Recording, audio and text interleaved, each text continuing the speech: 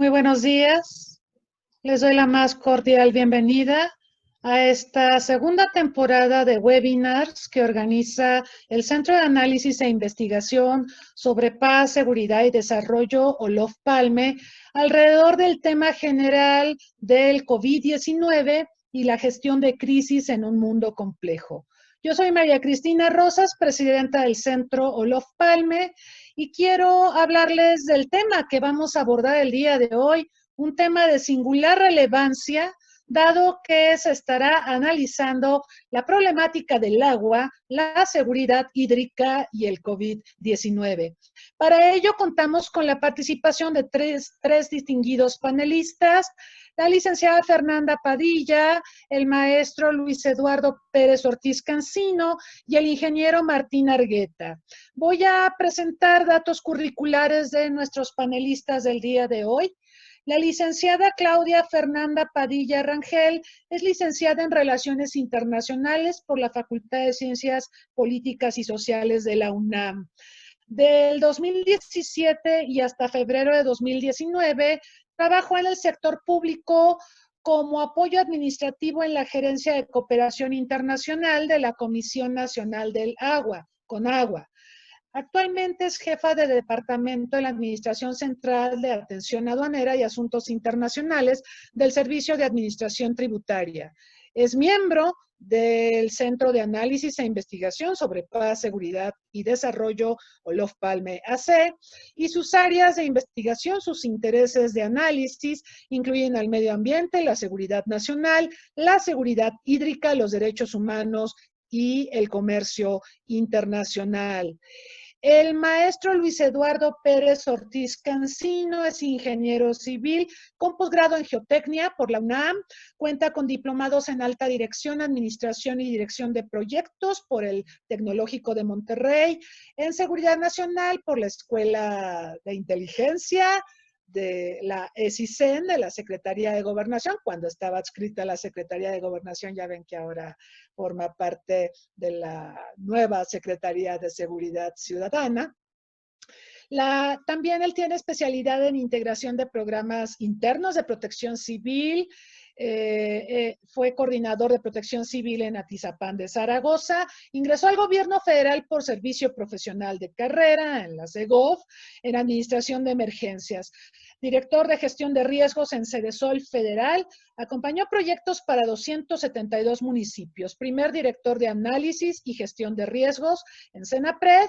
Presidente del Consejo Científico Asesor del FOPREDEN, ponente en más de 232 diplomados y cursos, ex coordinador de asesores de la Secretaría de Protección Civil de Veracruz, actual director de Protección Civil de Iztapalapa y tiene medalla al mérito en Protección Civil en el año 2016 por la Asamblea Legislativa de la Ciudad de México. Bienvenido. Y también tenemos la presencia del ingeniero Martín Argueta Hernández. Él es licenciado en Ingeniería Geológica por la Escuela Superior de Ingeniería y Arquitectura del Instituto Politécnico Nacional. Tiene maestría en Prospección de Recursos Naturales por la Universidad Politécnica de Madrid y la Universidad Complutense de Madrid. Tiene la especialidad en hidrogeoquímica por la Universidad Politécnica de Cataluña, todo esto en España. Su desarrollo profesional en la geohidrología ha sido tanto en el sector gubernamental como en la iniciativa privada. En la primera, en la Dirección de Estudios y Evaluación de la antigua Comisión de Aguas del Valle de México, de la extinta Secretaría de Agricultura y Recursos Hidráulicos. Fue subgerente de evaluación geohidrológica y gerente de geología ambiental en el Servicio Geológico Mexicano. En la iniciativa privada ha participado en la realización de una gran cantidad de estudios de prospección y evaluación geohidrológica en todo el país. Ha desarrollado actividades académicas en la ESIA, Unidad Ticomán, a nivel licenciatura y maestría, impartiendo asignaturas relacionadas con la hidrogeología y geología ambiental. Ha sido profesor invitado para impartir cursos de geohidrología en la Universidad de Guanajuato. Ha colaborado en cursos de actualización y capacitación a personal de la Comisión Nacional del Agua y la Comisión Estatal del Agua de Guanajuato y pertenece a numerosas asociaciones, por ejemplo, la Asociación Latinoamericana de Hidrología Subterránea para el Desarrollo, la Asociación Internacional de Hidrogeología y la Sociedad Geológica Mexicana.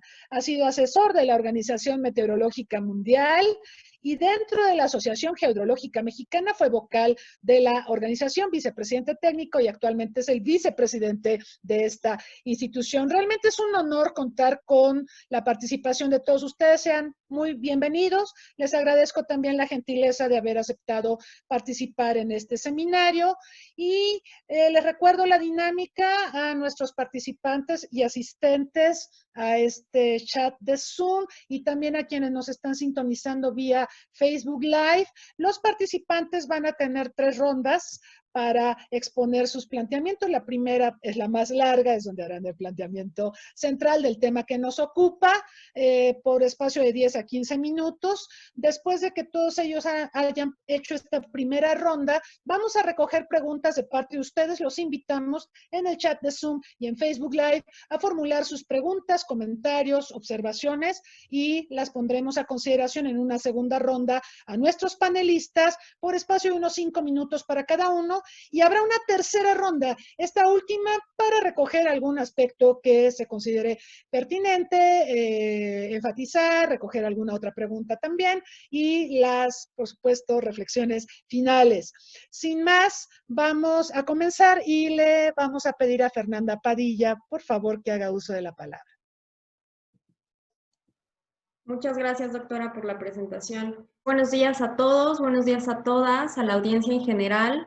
Agradezco la invitación del centro, en particular a la doctora María Cristina Rosas. Bien, pues el tema que vamos a abordar en esta ocasión, como bien lo mencionó la doctora, será sobre el COVID-19 y la seguridad hídrica, por lo que pues empezaré diciendo que el tema del agua siempre debe ser relevante en cualquier agenda nacional, ¿no? Y con esta normalidad claramente se ha acentuado su relevancia, en la cual me parece que muchísima gente está revalorando este recurso por lo que es, por su valor de uso y no de cambio, lo que a su vez también implica que se le trate como un recurso meramente público. Siguiente, por favor.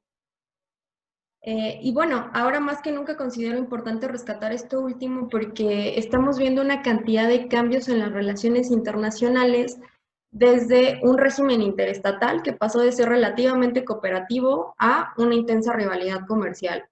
Recordemos que hace poco hubo una batalla por las mascarillas, por conseguir material sanitario, incluso me parece que hubo retenciones arbitrarias en aduanas.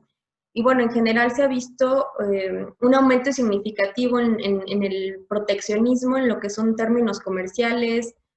También se han visto disturbios sociales, resistencias al confinamiento, crisis económica, noticias falsas por todas partes y, por si fuera poco, una segunda ola del virus, ¿no? Me parece incluso que en otros países ya está es tercera ola.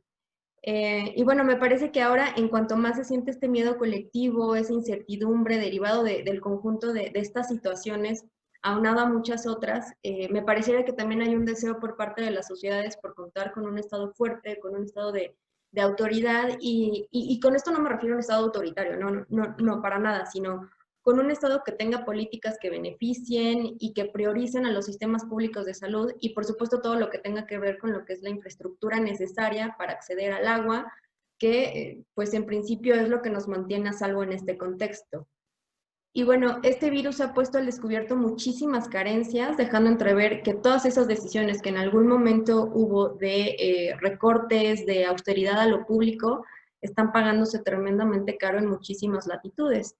Y bueno, pienso que también las soluciones deben de venir, por supuesto, de una cooperación internacional y quizá más que de eso, de una solidaridad, de la creación de soluciones colectivas. Y creo que esto se vio reflejado de alguna manera en abril con la resolución de la Asamblea General de Naciones Unidas sobre la solidaridad mundial para luchar contra esta enfermedad, ¿no? Sin embargo, me parece que no ha habido un análisis o más bien una discusión sobre el fondo de lo que nos ha llevado a esta situación. Y el papel del agua en todo este contexto está atravesada por conductas ecodepredadoras, cambio climático, donde el consumo de hecho de agua virtual se ha elevado exponencialmente, se sigue priorizando la producción, tenemos relaciones de desigualdad en cuanto al acceso al agua, una mercantilización, un acaparamiento de sus usos, llámese minería, agroindustria, ramo refresquero, cervecero, armadoras de automóviles ligeros, y solo por mencionar algunos, ¿no? De los que usan más agua. Siguiente slide, por favor. Entonces, dentro de este conjunto de situaciones, creo que es importantísimo aclarar primero a qué nos referimos cuando se habla de seguridad hídrica, porque los conceptos tienen un peso, ¿no? Dependiendo desde dónde surgen, por qué y para qué. Y bueno, este concepto, como bien se ve ahí, surge en el año 2000, en el segundo Foro Mundial del Agua, donde se adoptó dentro de la Declaración Ministerial sobre Seguridad del Agua, con el objetivo de orientar de alguna manera la gestión internacional del agua, lo que llevaría eventualmente a concretar las denominadas mejores prácticas, ¿no? Y bueno, en este foro se denominó la seguridad hídrica como acceso al agua salubre, suficiente y acceso al saneamiento como necesidades básicas. Es decir, se omitió algo importantísimo que no solo es una necesidad, sino que constituye un derecho humano que surge justo de esa necesidad. Entonces, si bien este concepto rescata de alguna manera las concepciones básicas que también tiene el derecho humano al agua, me parece que la cuida demasiado y lo acota de alguna manera. Debido a ello, siempre me ha parecido mejor hablar del agua como un derecho humano cuando se trata del acceso, del manejo.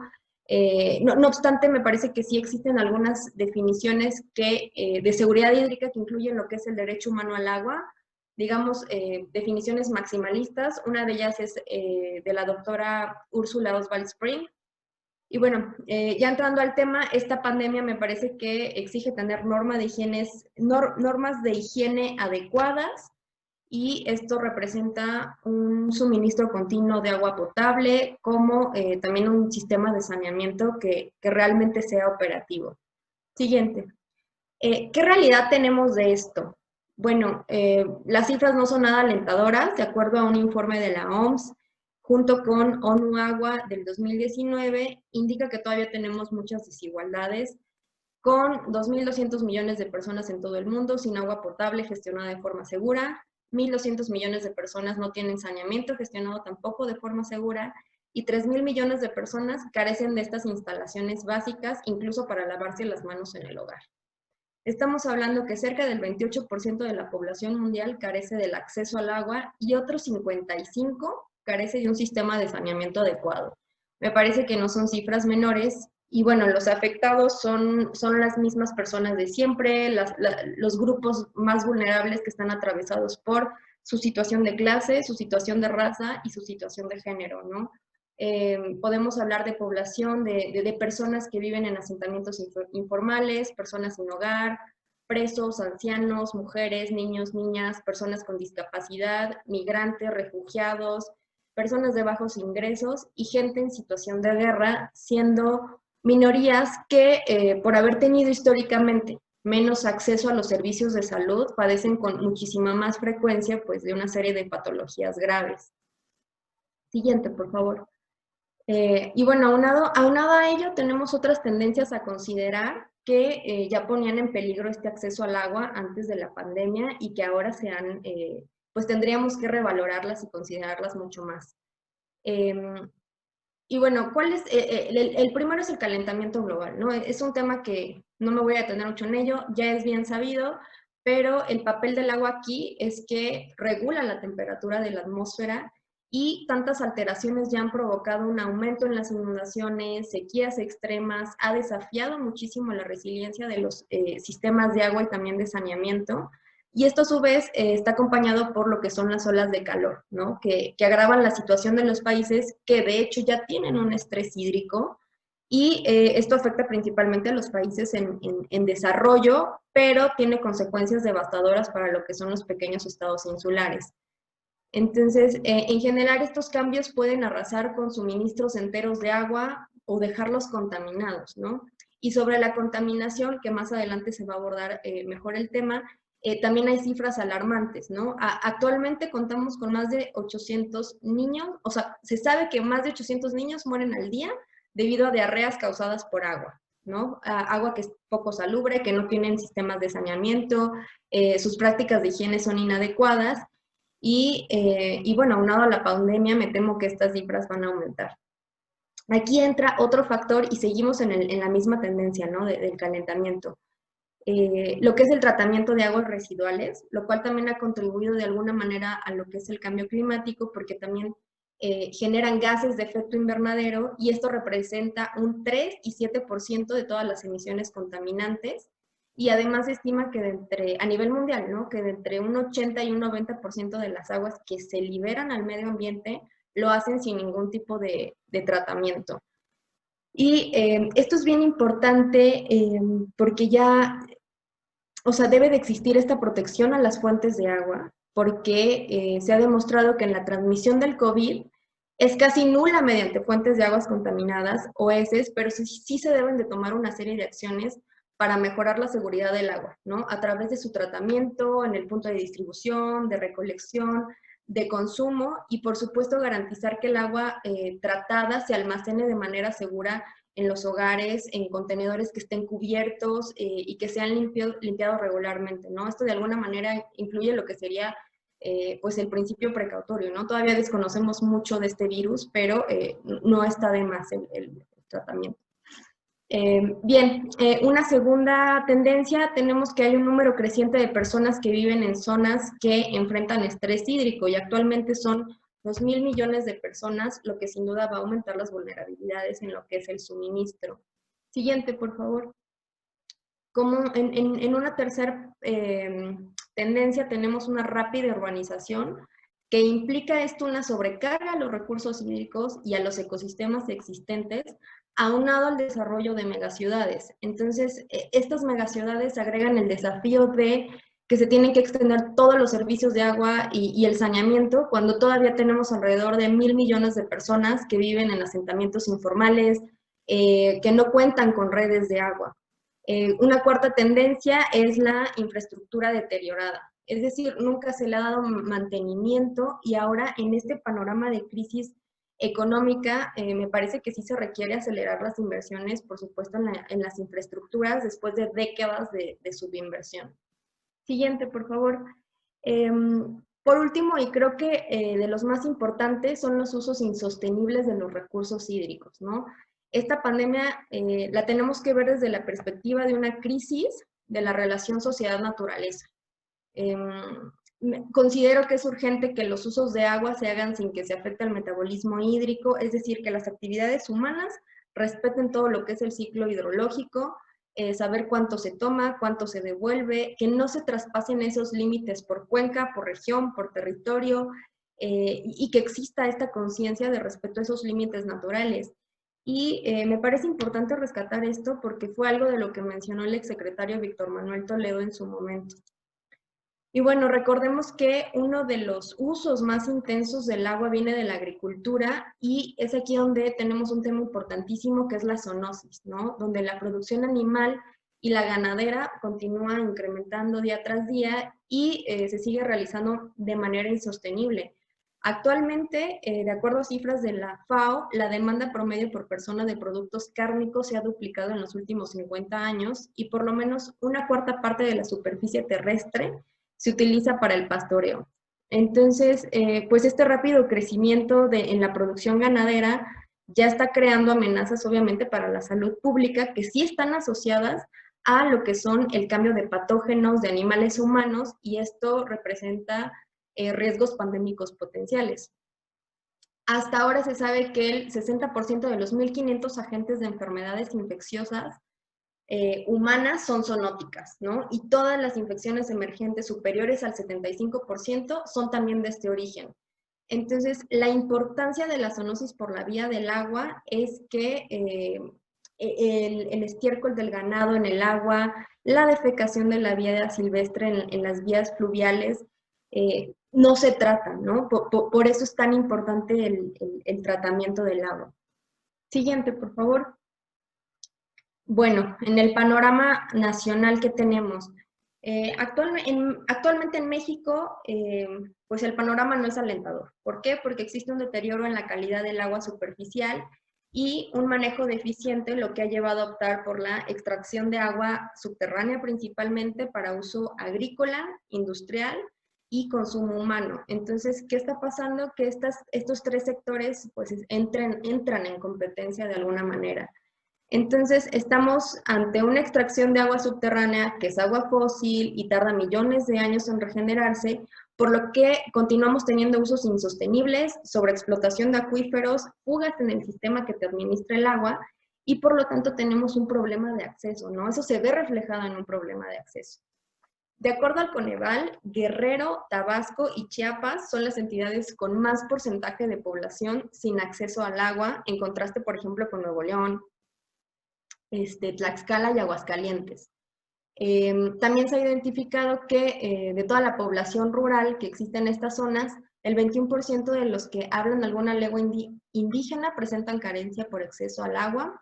En particular, Morelos, Chiapas y Puebla, así como Guerrero y Oaxaca, no cuentan con un suministro diario, ¿no? De hecho, incluso aunque se cuente con la infraestructura hídrica, esto no te garantiza que la población cuente con disponibilidad efectiva de agua.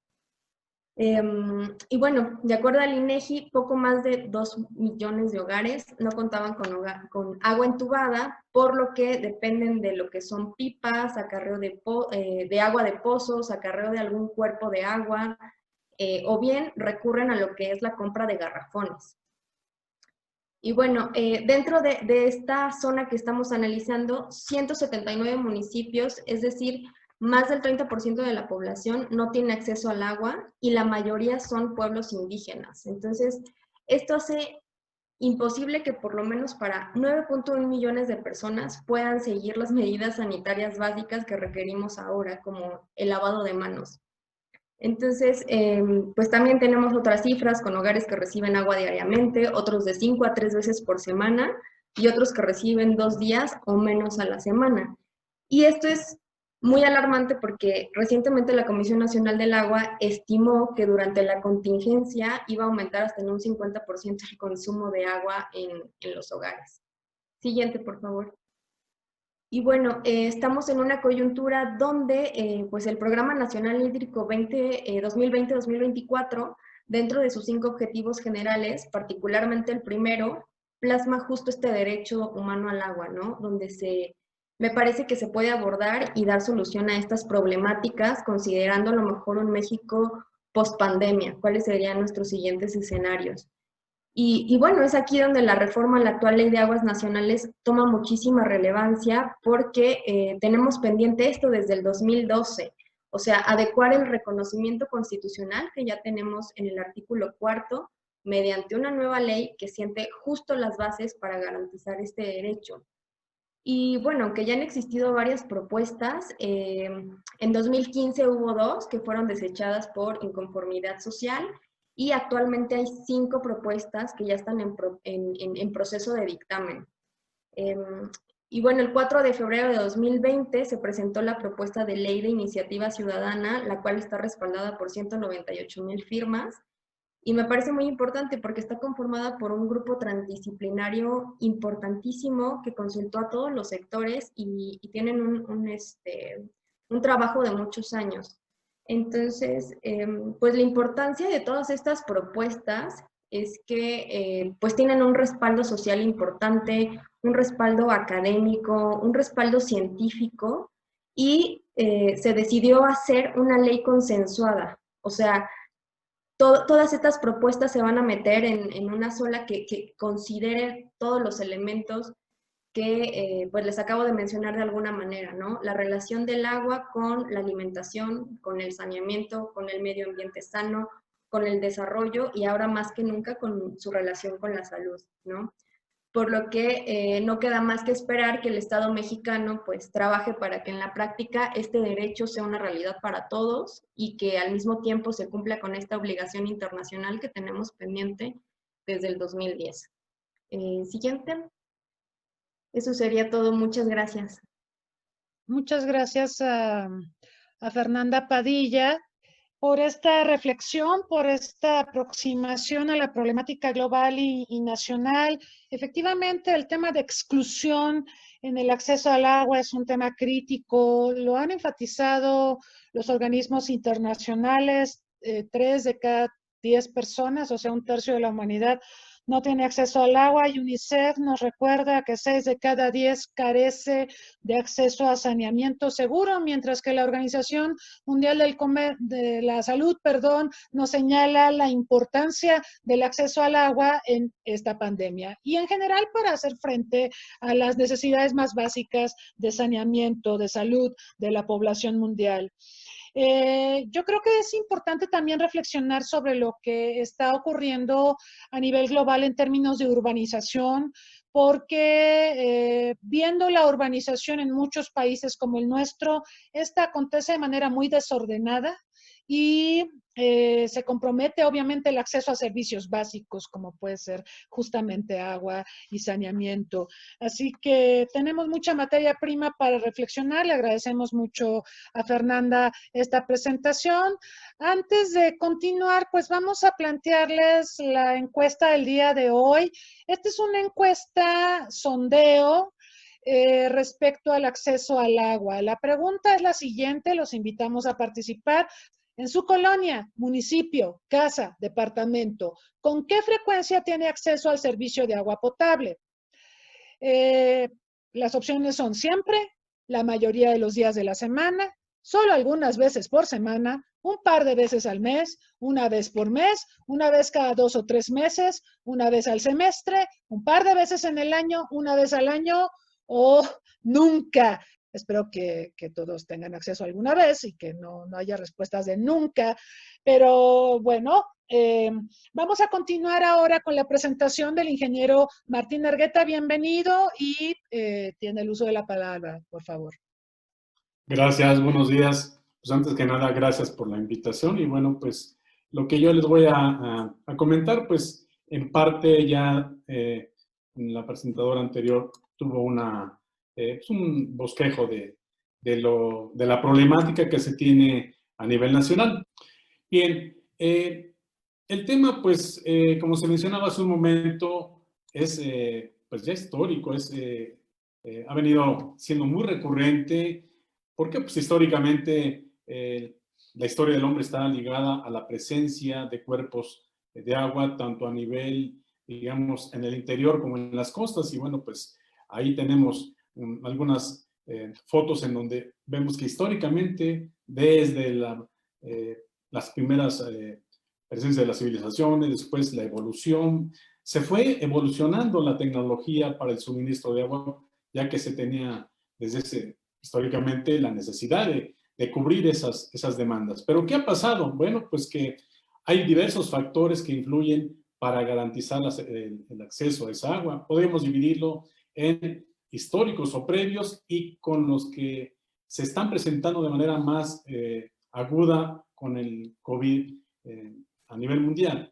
Dentro de la parte histórica podemos ya a nivel nacional considerar que uno de los factores que influyen definitivamente es la distribución de lluvias en el país, ya que pues sabemos todos que del centro hacia el norte son las menores precipitaciones, del centro hacia el sur se van incrementando y esa parte pues es ahí donde tenemos desafortunadamente los mayores desastres, pero en contraparte del centro hacia el norte es donde tenemos las mayores concentraciones de población, como un segundo elemento a considerar, y simultáneamente vemos que si bien es cierto, se han elaborado algunos programas de planeación, estos no se han implementado de una manera, vamos a llamarle de la manera más adecuada, porque bueno, pues un ejemplo típico, tenemos Ciudad de México que ha crecido en muchas de nuestras zonas de una manera muy irregular y las zonas conurbadas, no vamos a poner nombres, pero por ejemplo en el norte tenemos el crecimiento prácticamente de colonias en las puntas del cerro y hasta allá hay que estar llevando ese suministro, lo cual dificulta de bastante forma el poder dar digamos, esa continuidad en el suministro.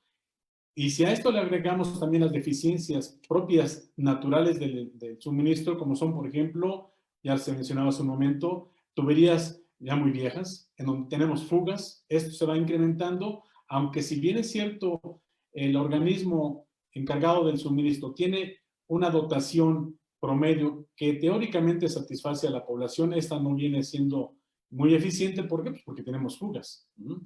Y otro factor también que afecta es la calidad. ¿Por qué la calidad? Porque pues normalmente se preocupan los organismos en suministrar X volumen, pero no siempre toman en cuenta la calidad. Y vemos, por ejemplo, que en el norte, en el centro y en el sur del país tenemos problemas ya no solo de cuestiones de microbiología, factores antropogénicos, sino también de cuestiones naturales, como por ejemplo el arsénico, el fierro, etcétera, elementos que, si bien es cierto, existe una norma nacional para el consumo humano, en muchos de los casos los límites establecidos se rebasan en el suministro del agua. ¿Y esto qué nos lleva? Pues a enfermedades, básicamente enfermedades que a la larga van a tener consecuencias en la población. Y bueno, pues para todos es muy conocido que la población que vive en sobre todo en la parte norte del país, se caracteriza por tener un problema ya en sus dentaduras, que es consecuencia de la presencia de algunos elementos pues que afectan precisamente, están presentes de manera natural, y aquí es algo muy importante, ya están de manera natural, no son por la presencia del hombre, sino que de manera natural están ahí, pero al momento de estar haciendo ese suministro, pues se les ha pasado por alto, vamos a llamarlo de esa manera, el que se analice que deben de cumplir con ciertos límites. En algunos sitios ya se implementan esos tratamientos a través de plantas, pero que en ocasiones pues no es suficiente. Otro problema también que ya se ha planteado, se mencionó hace un momento, y que es muy recurrente ya en los últimos años, es la sobreexplotación de algunos acuíferos, que no es otra cosa más que estar extrayendo el agua subterránea. Ya se mencionó que es digamos, el volumen más importante para el satisfacer las necesidades de la población en nuestro país. Entonces, pues, la sobreexplotación es otra cosa más que estar extrayendo más agua de la que tenemos, no solo almacenada, sino la que tenemos de recarga natural en el subsuelo. Y entonces ahí viene el problema.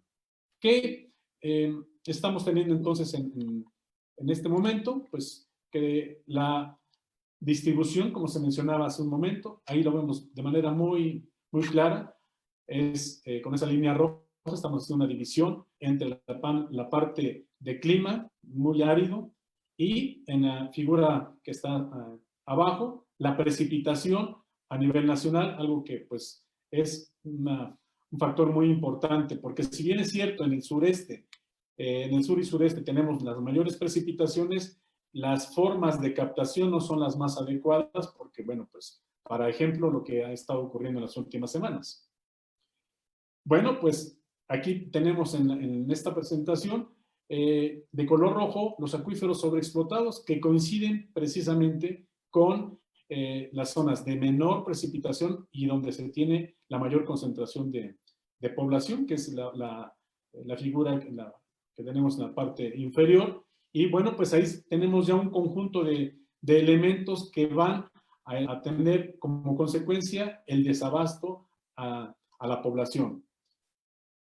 Bueno, los factores que se están apareciendo ya ahora con el COVID, pues son muy, muy claros. Un mayor consumo en los hogares, si bien cierto, hace un momento se mencionaba que hay ya valores, el ANEAS, que es la Asociación Nacional de Empresas de Suministro de Agua, pues tiene un dato muy, muy crudo, que es un incremento muy claro, mínimo del 20%. Y si a esto, las recomendaciones de la OMS, en donde, pues como todos escuchamos, hay que lavarse con mayor frecuencia las manos, pues ven ustedes en las fotos de la parte de abajo. Tenemos un suministro por tandeo, que como se mencionaba hace un momento, puede llegar de 1, 2 o 3 veces en el mejor de los casos, en algunas colonias, y no hablamos no nada más de zonas rurales, sino también en las grandes concentraciones, caso Ciudad de México, en donde tenemos delegaciones como Tláhuac, Milpalta, el mismo Ecatepec, en donde pues, la gente tiene que caminar algunos kilómetros en ocasiones para llevar el mínimo de suministro. Imaginemos que si le hiciéramos caso, que está muy bien establecido el lavarnos con cierta frecuencia las manos, pues la gente decide dejar a un lado eso por tener agua mínimo para su consumo. Otro factor, la reducción, bueno, esto hablamos ya concretamente de lo que estamos viviendo en todo este año, es la reducción de pago por parte de los usuarios. Es conocido que, bueno, pues la población ha tenido un impacto económico en sus ingresos y si parte de eso se destina para el pago del consumo de agua, pues la gente ha optado básicamente por satisfacer sus necesidades básicas, que es la alimentación, y pues obviamente los organismos se ven en problemas porque no les llega el ingreso y por lo tanto se refleja esto en una disminución en un importe para poder invertir en corregir esas fugas. Adicionalmente, muchos de los trabajadores de esos organismos son gente vulnerable que se ha sugerido que no estén laborando, por lo tanto, la cantidad de personas que atienden esas emergencias también se ve involucrada en esta problemática. Y finalmente, y no menos importante, son las fallas frecuentes en el suministro de energía eléctrica, porque si al no tener los organismos un soporte económico suficiente para satisfacer pues las fugas, pues al no tener ese dinero, pues la CFE, pues en muchos de los casos, tomará, pues no represalias, pero sí de manera automática corta los suministros y vienen ahí pues los problemas que atañen directamente a la población y ahí ponemos uno de los recortes últimos que se han presentado, el consumo del agua y, bueno, pues obviamente, vean las cifras, hablamos en un principio del 50, después el 20 y el 33, pero todas son cifras considerables que están impactando al suministro seguro del agua. ¿Qué alternativas de solución se tienen? Bueno, pues esas alternativas tenemos que verlas desde dos enfoques, tanto la parte que se encarga del suministro como los propios usuarios. Para la primera parte, los organismos y el gobierno en general es mejorar la distribución del agua, ¿no? La disminución, obviamente, de fugas, la ejecución y sobre todo eficiencia en los planes de desarrollo. Y es algo que no se ha trabajado mucho en nuestro país. Solo 2 estados que conocemos han tenido esta preocupación. Uno de ellos es Guanajuato, en donde precisamente, considerando ya que tienen que tener ciertas zonas seguras para evitar el crecimiento demográfico y la deforestación, etcétera, se han preocupado por conservarlas porque son esas las zonas que recargan el agua que se está consumiendo. Entonces, sí se han tenido algunos planes ya interesantes, pero estamos iniciando. Aquí habría que aplaudir ese inicio porque puede ser una muestra importante para que los demás estados sigan ese ejemplo, porque bueno, Guanajuato también es de los pocos estados que le han dado un seguimiento al comportamiento del agua en el subsuelo, que si bien es cierto, muchas empresas se han establecido ahí, lo han realizado también con algunos convenios de manejo del agua tratada. Y es uno de los puntos que menciono a continuación, la mejora en la eficiencia de los equipos de bombeo y el reuso del agua. ¿A qué me refiero con la mejora de las eficiencias de los equipos de bombeo? Bueno, pues que muchas veces dejamos de lado la parte de eficiencia en la operación y nos genera mayores consumos de energía, niveles del agua muchísimo más profundos que nos van a representar mayores costos y los volúmenes van a ir disminuyendo, pero no por cuestiones de la propia naturaleza, sino por la eficiencia en los mecanismos de extracción. Entonces, es una parte que también es una tarea pendiente que tienen que atender los organismos. Y el reuso del agua. Es muy frecuente que en todos los lugares que visitemos desde los hogares hasta las industrias estemos tirando el agua. En el sector agrícola, que es la fotografía que ustedes están observando ahí, vean nada más la forma tan irracional que se está extrayendo el agua para la agricultura, que si ya se mencionó hace un momento que es la mayor consumidora de agua de agua subterránea, del orden del 70-75%, lo hace de una manera en donde inclusive los sistemas de riego son bastante deficientes. Pero ya hay que darle una vuelta, un giro para reutilizar el agua.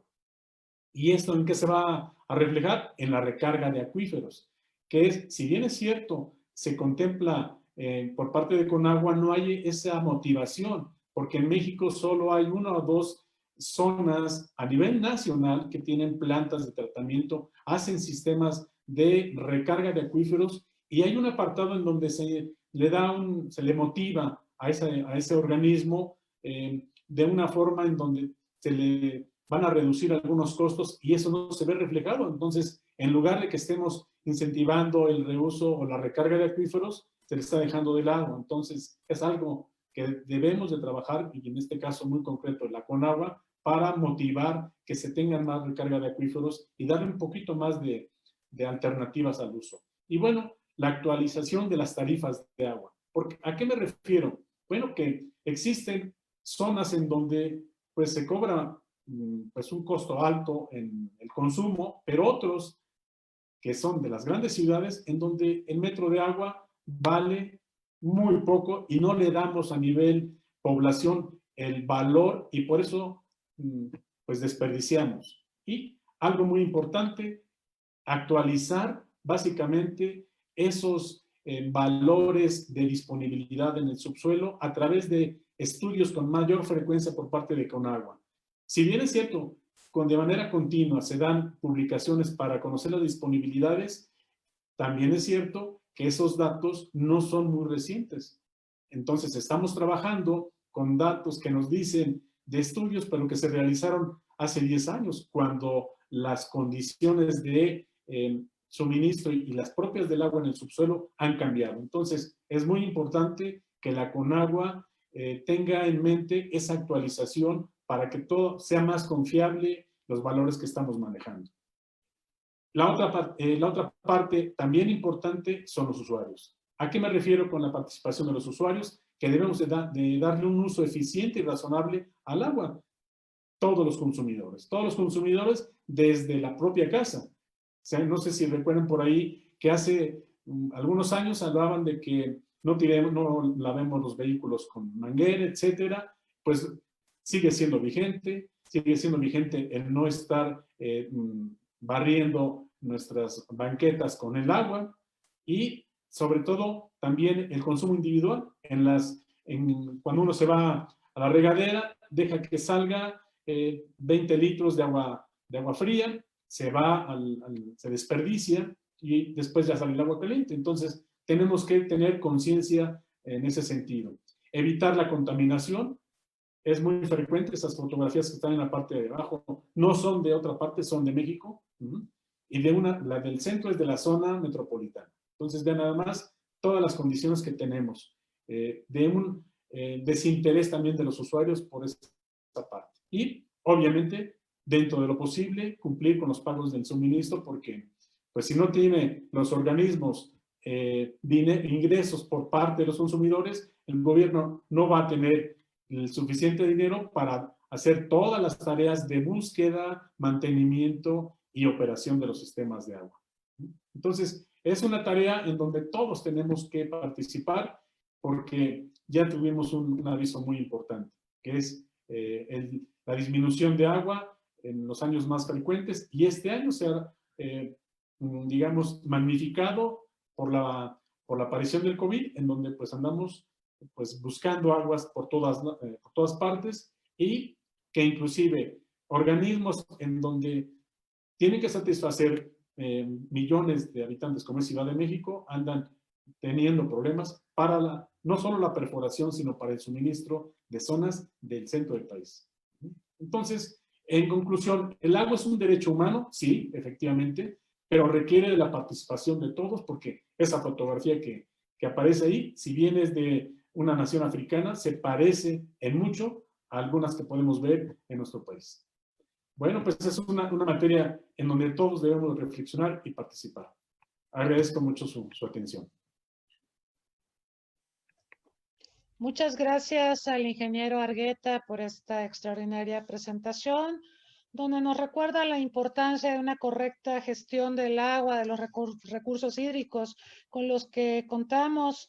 Y el tema de la actualización de las tarifas del agua, estaba recordando mientras lo escuchaba a un estudiante colombiano que está de intercambio acá en México y me decía que una de las cosas que más le sorprendía de vivir en Ciudad de México es que prácticamente nadie paga o nadie tiene actualizadas sus tarifas del agua, que en Colombia es carísimo acceder al agua potable y hay unas tarifas bastante altas y demás, y decía que pues la gente no aprecia las cosas hasta que no las tiene, una reflexión que pues resulta muy oportuna en las condiciones actuales. Pues muchas gracias por esta presentación y le recuerdo a nuestro auditorio aquí en el chat de Zoom y también en Facebook, quienes nos están sintonizando, planteen sus preguntas y comentarios para nuestros panelistas.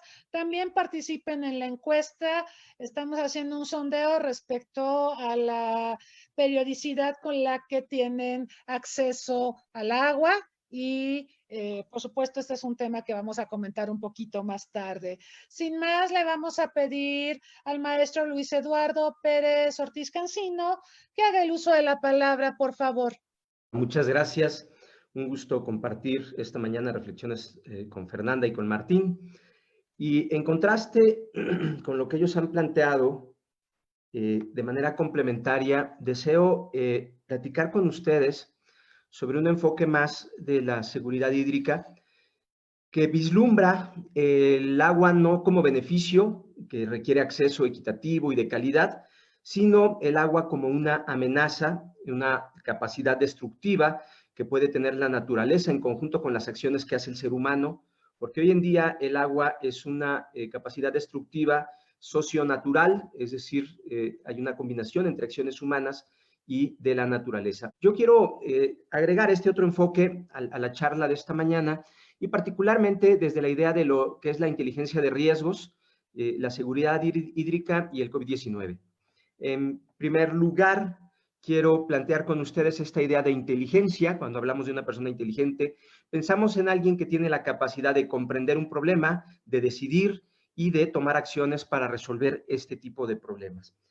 Otro aspecto que quiero agregar esta mañana es la idea de riesgo. Y el riesgo es un futuro, es decir, es algo que no se ha materializado, pero que en cualquier momento podría ocurrir. Es negativo porque hay futuros positivos y en nuestro caso nos toca el análisis de los futuros negativos. Y finalmente, que tiene que ser creíble, es decir, el riesgo no es verdadero tanto que no ha ocurrido. Por lo tanto, el riesgo es verosímil. Y verosímil es algo que parece verdadero y la única forma de tener apariencia de verdadero es que haya surgido de un análisis causal, de un análisis con datos creíbles y con un modelo asociado a conceptos, asociado a esquemas y a metodologías que nos permitan hacer creíble esto. Por lo tanto, el riesgo no es otra cosa más que una construcción intelectual de un futuro negativo que podría suceder, por supuesto, y que resulta verosímil. Partiendo de estas ideas, quiero platicar un poco de lo que son los riesgos de desastre.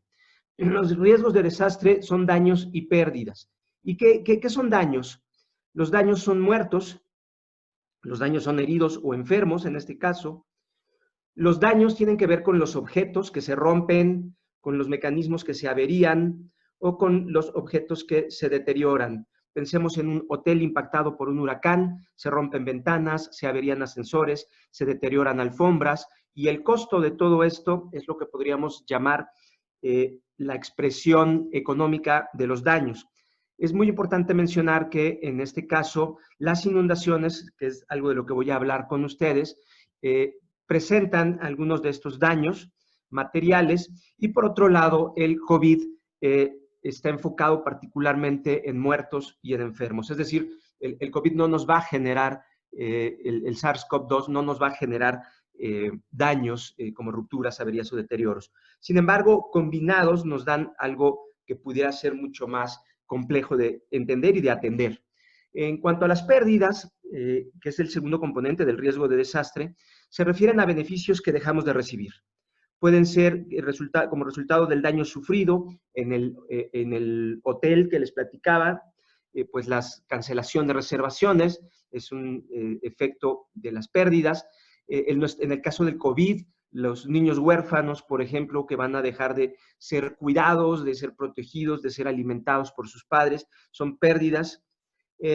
También pueden ocurrir pérdidas solamente por la presencia del fenómeno.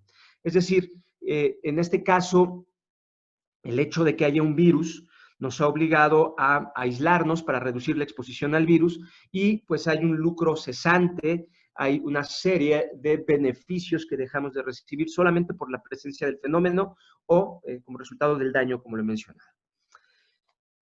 Una forma de acercarnos al riesgo de desastre es entender que son daños y pérdidas del futuro y los esquemas y modelos conceptuales más actuales nos hablan de que tiene al menos 3 componentes. El peligro, que es la capacidad destructiva de la naturaleza o de la actividad humana. El segundo componente son los bienes expuestos, que son todos esos objetos que están dentro del área de afectación de los peligros y que pueden causar pérdida o daño. Son todos esos bienes, es un inventario de cosas que están dentro del área de afectación, y las vulnerabilidades, que son características de estos bienes que las hacen susceptibles al daño, fragilidades, falta de capacidades que hacen que los peligros puedan dañar nuestros bienes que están expuestos. Es así que el riesgo de desastre son daños y pérdidas que ocurren de manera simultánea por un mismo fenómeno y asociadas a bienes vulnerables que están expuestos ante estos peligros o amenazas. Pensemos un poco en el tema de peligros y esta idea mixta de riesgos asociados al agua y de la pandemia de COVID-19. En primer lugar, el peligro se puede conocer, se puede caracterizar por la intensidad, por el área de influencia y por la frecuencia con la que se presenta. En el caso de una inundación, la intensidad puede medirse a partir de la altura, el tirante de inundación, la velocidad de flujo o el tiempo que permanece anegado un cierto lugar. En cambio, cuando hablamos de la amenaza de COVID-19, la intensidad de esta capacidad destructiva del virus puede medirse de distintas maneras, como su capacidad de ser transmitido, la carga viral, que es aquella carga que puede producirnos ya enfermedad, o la letalidad, qué tan mortífero resulta esta amenaza. Algo importante es que la distribución del virus pues no es algo permanente, es algo que se va moviendo. Vimos que comenzó en el sureste asiático, se fue a Europa, Medio Oriente y posteriormente se trasladó a América, donde lo que llaman los epicentros de la pandemia se van moviendo. Entonces, es una amenaza que no tiene un área definida, clara, y que además tiene otra característica. Es una amenaza capaz de esconderse. Cuando hablo de esconderse, este esquema nos ayuda mucho. En los primeros 5 días de la enfermedad, los pacientes no presentan síntomas. Algunos, como los primeros, llegan a la inmunidad después de no tener síntomas, lo cual es maravilloso, el 30%. Sin embargo, hay otro conjunto importante que no tiene síntomas, tiene algunos síntomas moderados después y luego llega la inmunidad. Luego hay casos más graves donde no hay síntomas 5 días, hay síntomas severos, requieren hospitalización y llegan a la inmunidad. O los casos más críticos donde los primeros 5 días no hay síntomas, vienen síntomas severos, requieren hospitalización con ventilación asistida y en algunos casos logran inmunidad y en otros casos fallecen las personas. Pero aquí lo relevante de esta historia es que durante 5 días la amenaza aparece oculta en todos los casos. Es decir, tenemos el virus, podemos contagiar, pero simplemente no somos capaces de mirarlo a simple vista porque no tiene síntomas.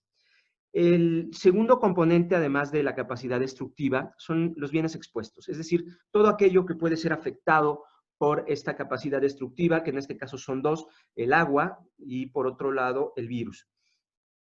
La capacidad destructiva puede afectar a bienes que están adheridos al territorio, como viviendas, infraestructura o plantas, o bienes que no están adheridos al territorio, como personas, como mercancías, como vehículos, menaje de casa, animales, ganado. Es importante destacar que el ejemplo que voy a plantearles el día de hoy no afecta en gran medida los bienes de la dimensión territorial, excepto los cultivos, es decir, lo que está adherido al territorio no tiene mucha afectación. En cambio, los principales efectos están en las personas, ya sea que enfermen o mueren, o por otro lado, en el caso de inundaciones lentas, de velocidad lenta, estaríamos pensando en el menaje de casa, en los contenidos, mercancías, ganado. Quiero platicar con ustedes y solamente usar como ejemplo esta idea de lo que está ocurriendo en Tabasco. Lo que ven aquí es una imagen de uno de los modelos de la descarga de la presa Peñitas. La presa Peñitas queda aquí. Originalmente el río Mezcalapa bajaba directamente al mar.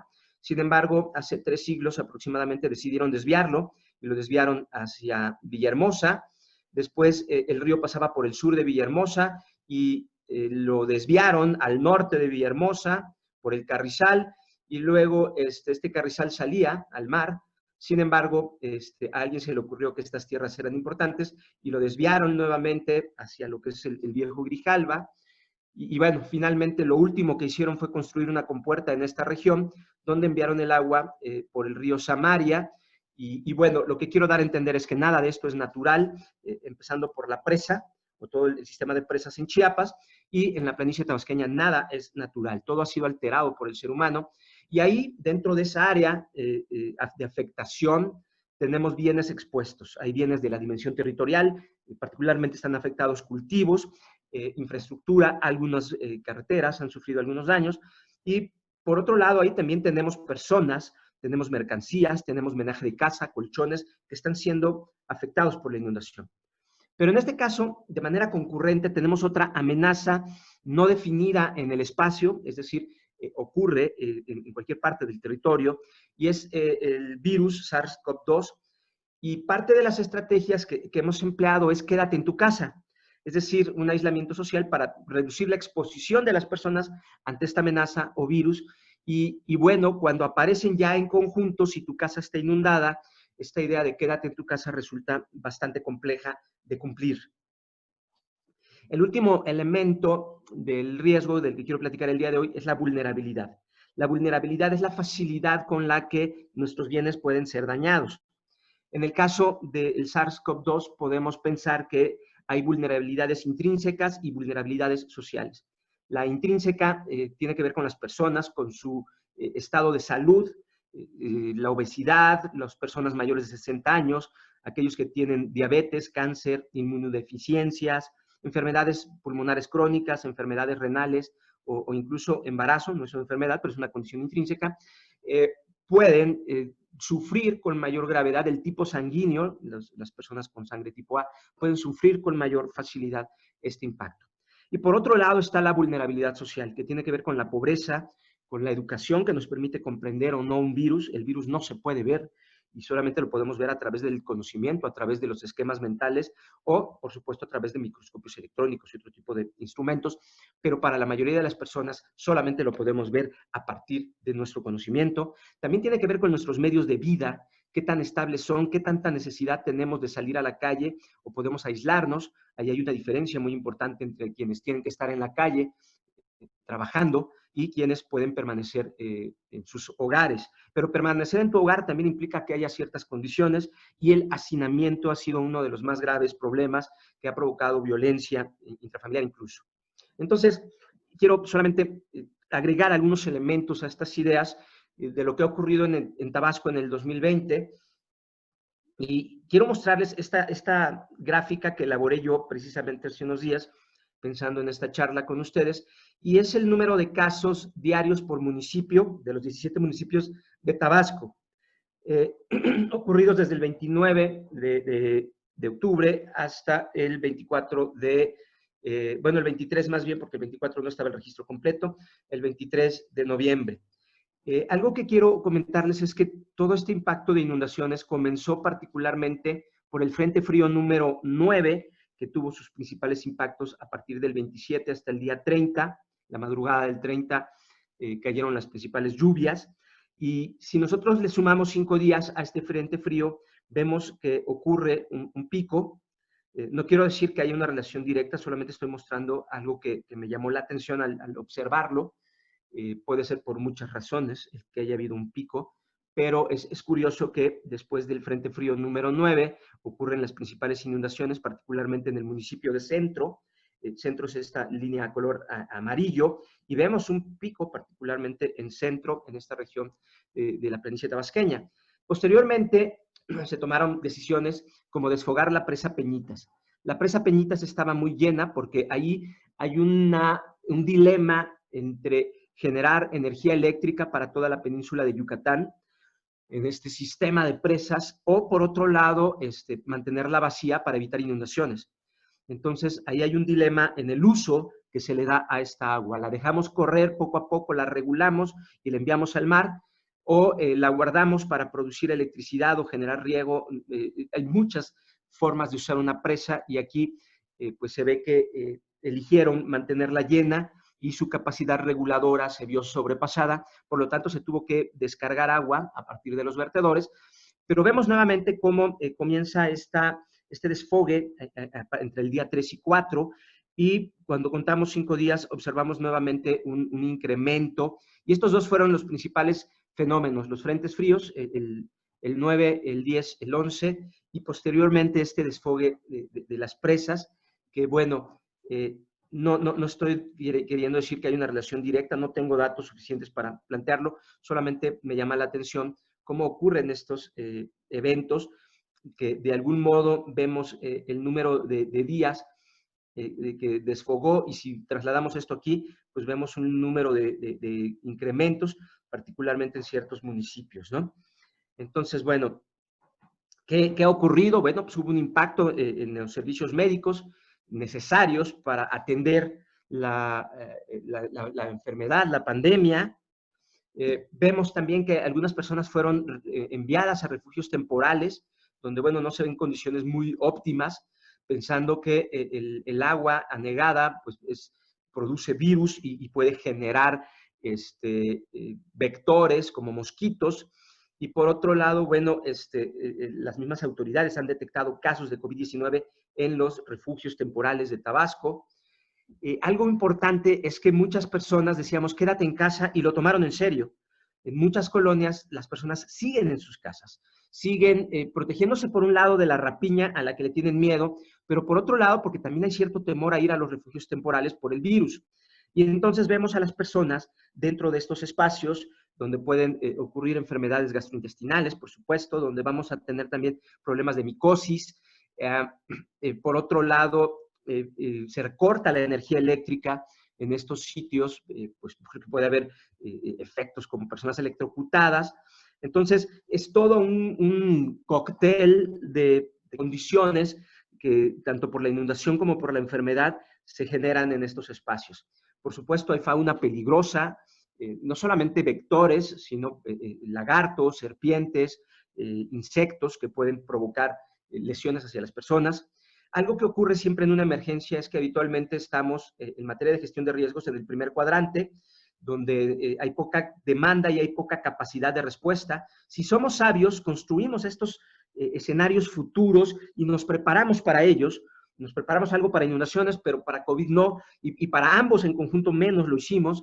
Cuando empieza la emergencia, pues pasamos a tigres furiosos donde todo urge, nos podemos ir a un escenario de conflicto. Vemos ya un conflicto entre el gobierno de Tabasco y la Comisión Federal de Electricidad, y vemos otros tantos conflictos que empiezan a crecer.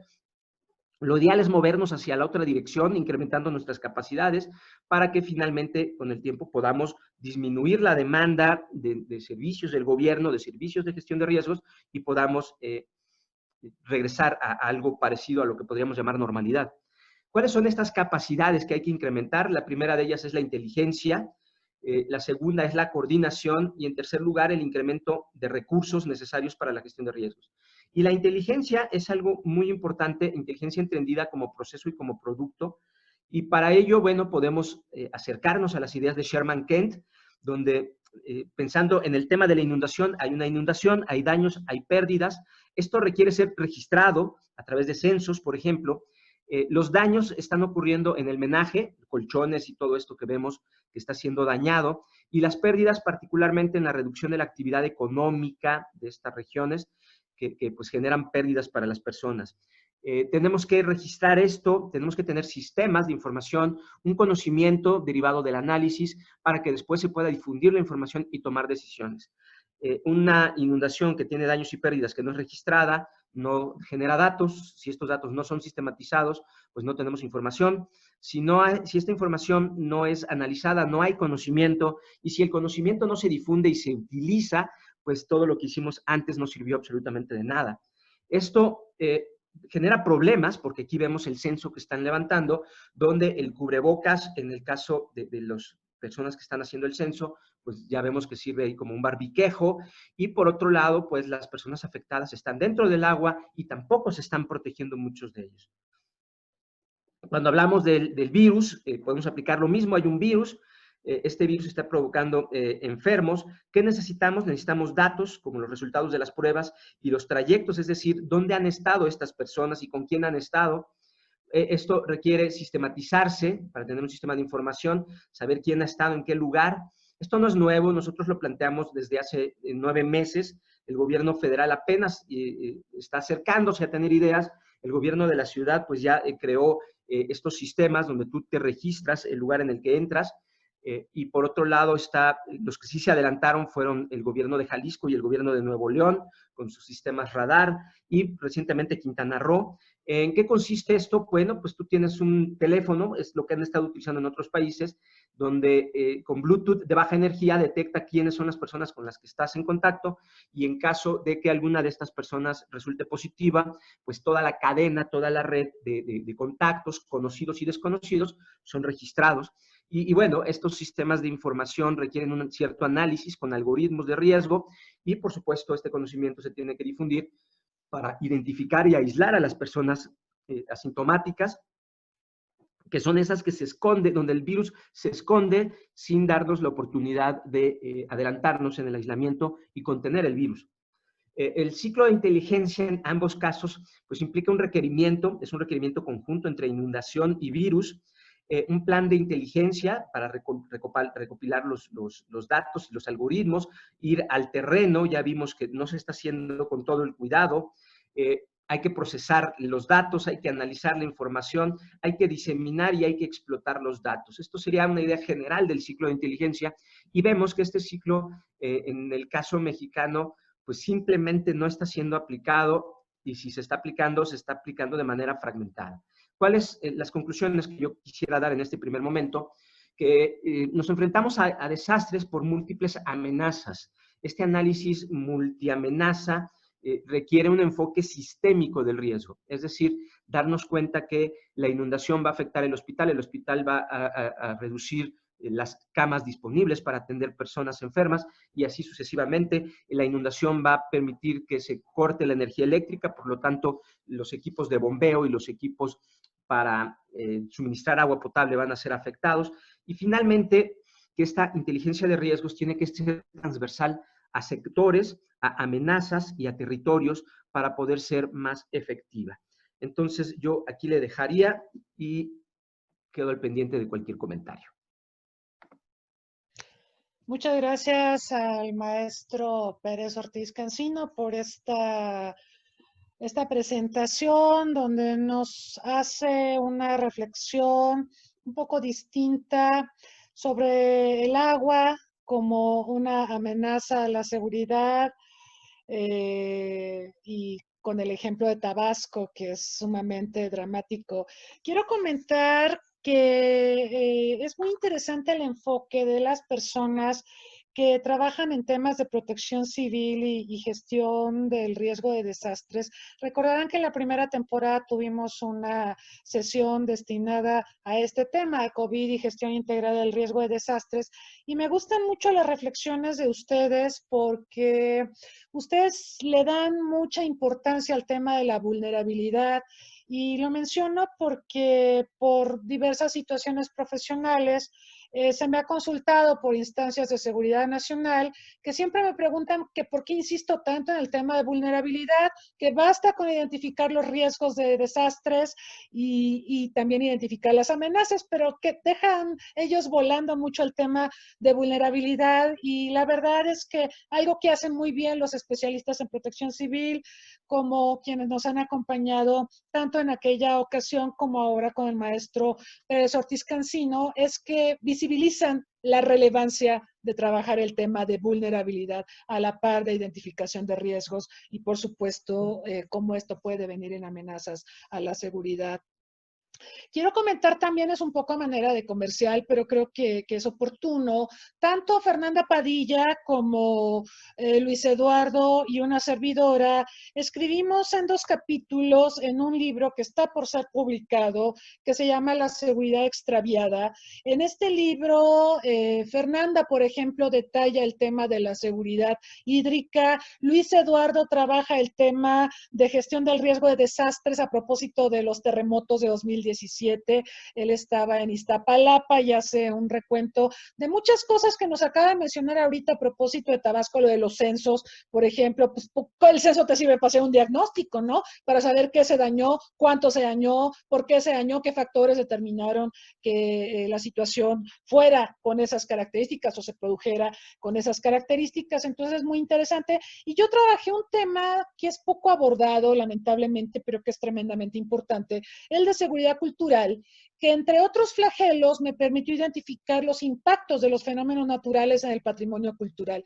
Y lo menciono porque ahora Luis Eduardo estaba hablando de Tabasco. No es la primera vez que esto le pasa a Tabasco, es recurrente que padece inundaciones. Y estoy segura que muchos aquí en la sala, quienes nos sintonizan en Zoom y quienes nos sintonizan en Facebook, recordarán imágenes de las cabezas olmecas, de las cabezas colosales hundidas, ¿sí? En agua y además con basura alrededor, ¿no? Esto es muy dramático, es un daño al patrimonio cultural porque no se supone que estas cabezas olmecas estén sumergidas en agua y sin embargo pasa, ¿no? Entonces los impactos de los fenómenos naturales son tremendos. Impactan en personas, impactan obviamente en los bienes, impactan en el patrimonio y deberíamos tener una mejor gestión, ciertamente, de estos fenómenos porque pues son recurrentes y tendríamos que ver por qué son recurrentes y por qué Tabasco con cierta frecuencia se nos inunda de esta manera y tenemos todas las pérdidas materiales y humanas que lamentablemente se producen. Y el agravante, ¿no? El agravante del COVID, este es un agravante, lo comentamos en aquella sesión de la primera temporada, cuando hablábamos del terremoto de junio que tuvimos muy fuerte aquí que se sintió en Ciudad de México, a pesar de que el epicentro pues no fue aquí afortunadamente, pero comentábamos la reacción de la gente. La reacción de la gente fue abandonar sus casas, se olvidaron del cubrebocas, seguramente hubo muchos contagios con motivo de este pánico generado por el temblor. Y bueno, debemos recordar, México es un país expuesto a un montón de fenómenos naturales, erupciones, terremotos, fenómenos hidrometeorológicos, y deberíamos trabajar mucho más en tener una mejor preparación para enfrentar estos flagelos. Muy bien, bueno, pues agradecemos a nuestros expositores. Tenemos ya algunas preguntas de nuestro público, tanto aquí en el chat de Zoom como en Facebook. Voy a dar lectura a las preguntas y les vamos a pedir a nuestros expositores que las respondan pues en el orden en que se presentaron ustedes. Preguntan a Fernanda, ¿cómo puede la sociedad internacional responder a los problemas de acceso al agua en tiempos de pandemia? Preguntan a todos, dice Ángel García, creo que la consideración de alternativas debe de llevarse a cabo mediante el ordenamiento territorial y planeación de proyectos en la construcción. Bueno, lo que estábamos hablando de la urbanización desordenada, ¿verdad? Ana Hernández dice, el tema es enorme y complejo, agradecería sus comentarios sobre algunos de estos requisitos respecto al derecho humano al agua en tiempos de COVID. Disponibilidad respecto a cantidad, continuidad y sostenibilidad, accesibilidad, calidad, químicos, olor, color y asequibilidad, el costo y, por supuesto, la no discriminación. Itzuli Araiza pregunta, ¿consideran que la problemática con el recurso hídrico, mala distribución, mala calidad, falta de infraestructura o de suministro, como lo comentaba la primera ponente, ha influido con el aumento de casos de COVID en México? Esta es una pregunta muy importante. Héctor Jiménez Vega pregunta, con los temas planteados durante esta conferencia me llama la atención la importancia estratégica que tiene el recurso hídrico y lo poco valorado que se encuentra en México. Por ejemplo, Egipto debe su desarrollo nacional a la importancia del Nilo. Sin embargo, este se origina mayoritariamente en Etiopía, quien hasta apenas supo la importancia que representa el Nilo y ha iniciado la construcción de la presa del Renacimiento para potenciar su desarrollo nacional. Pero dicha presa pone en riesgo la seguridad hídrica en Egipto. México necesita revalorar y concientizar sobre sus recursos naturales. Podemos ser un país soberano en cuanto a nuestros recursos hídricos, pero necesitamos la voluntad política y social de utilizar responsablemente los recursos que tenemos. Se pregunta a través de Facebook, ¿cómo lo del caso de Tabasco con la decisión de AMLO tras la decisión de enviar el agua a las zonas aledañas o el centro de Tabasco? ¿Y cómo es que se enfrenta tras el hundimiento de Tabasco la sanidad de gestión de riesgos? Preguntan a Luis Eduardo desde Facebook, la urgencia de promover políticas públicas y promoción de la gestión del riesgo es apremiante. Los ODS, los Objetivos de Desarrollo Sostenible, ya no son solo recomendaciones, son una necesidad primordial. Y Jorge Ortiz pregunta al maestro Pérez Ortiz Cancino, para el caso COVID, ¿considera que el desconocimiento y falta de información le ganó en un principio a la inteligencia de riesgos? Por favor, Fernanda, empezamos con Fernanda, o sea, en el orden en que se presentaron. Claro que sí, doctora, gracias. Bueno, la primera pregunta, ¿cómo puede la sociedad internacional responder a los problemas de acceso al agua en tiempos de pandemia? Híjole, pues a corto plazo creo que los gobiernos y las organizaciones internacionales pueden trabajar en conjunto para que se garantice por lo menos un suministro de agua mínimo, ¿no? Que el saneamiento sea seguro, sea confiable y que todo esto se realice con, teniendo consciente que debe de haber estos parámetros internacionales, ¿no? Pero en tiempos de pandemia creo que lo que debería incluir los gobiernos sería el derecho humano al agua, es decir, una provisión de emergencia para los sectores por lo menos más vulnerables, que siempre se proteja, por ejemplo, la exposición de las mujeres y niñas, que son las responsables de buscar el agua, lo que es una realidad en muchos países en desarrollo. Y bueno, ahora que recuerdo también otras cuestiones que han implementado varios estados en muchas latitudes, es suspender el pago del agua durante la contingencia, por lo menos. Creo que también los gobiernos deben investigar a qué se deben estas posibles interrupciones del suministro, ¿no? Más no sé cómo estén divididos los diferentes estados, pero por ejemplo en el caso particular de México, cómo es que los municipios están lidiando, por ejemplo, con los picos de la demanda que surgieron de la pandemia, y bueno, a partir de ahí empezar en la construcción de soluciones colectivas y más completas. A largo plazo, pues lo ideal sin duda es que se replantee la gestión del agua con un enfoque de sostenibilidad, por supuesto, y con un enfoque de derecho humano al agua, ¿no? Eso me parece muy, muy importante. Otra pregunta fue los requisitos del derecho humano al agua en tiempos de COVID, disponibilidad y calidad. Ok.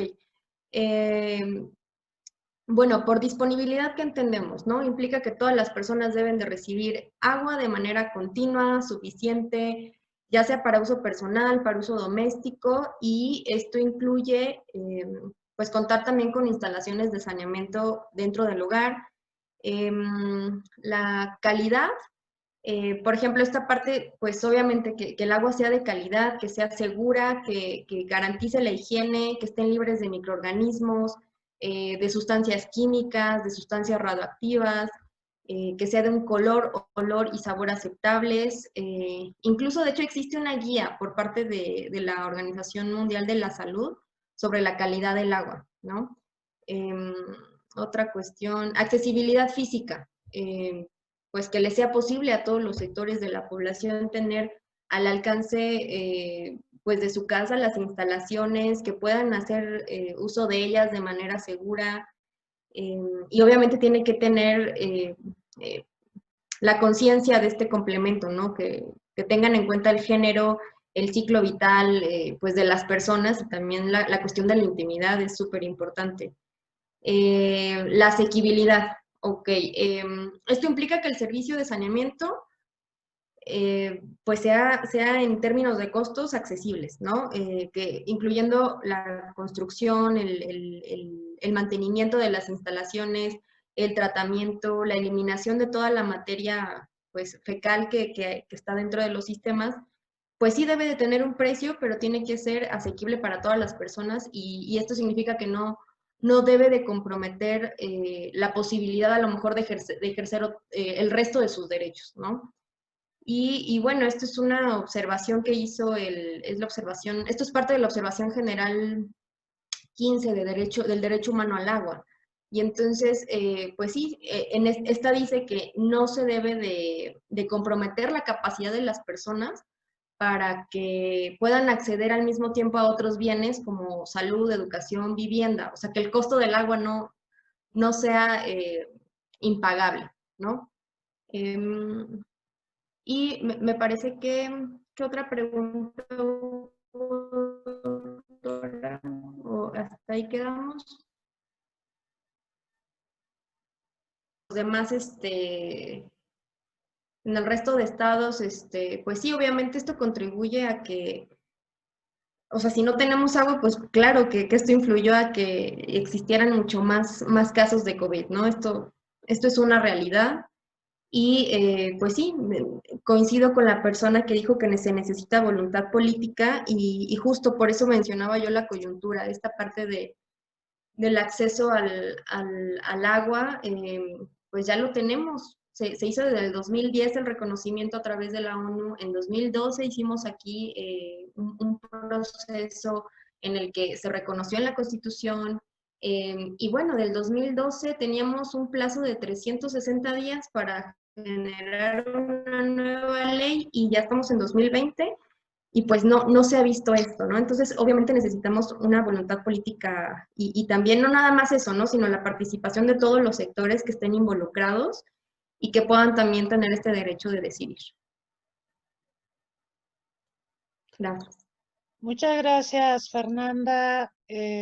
Ahora que mencionabas el tema de la asequibilidad, hay que recordar que efectivamente no queremos que las erogaciones que se hagan de servicios como el agua o salud resulten en gastos catastróficos. Les recuerdo que México tiene un gasto de bolsillo en salud de los más altos del mundo. 40% del presupuesto en salud sale de nuestros bolsillos, y esto pues en muchos sectores de la población puede venir en catástrofe, porque esto priva entonces a las familias de recursos que requieren para la alimentación, para vivienda, para el transporte, etcétera. Y si a eso le sumamos costos del agua no asequibles, pues la situación va a empeorar. Esto no va a devenir ciertamente en beneficios para la salud, por ejemplo, de la población en tiempos de pandemia. Muy bien, muchas gracias. Ingeniero Argueta, por favor. Gracias.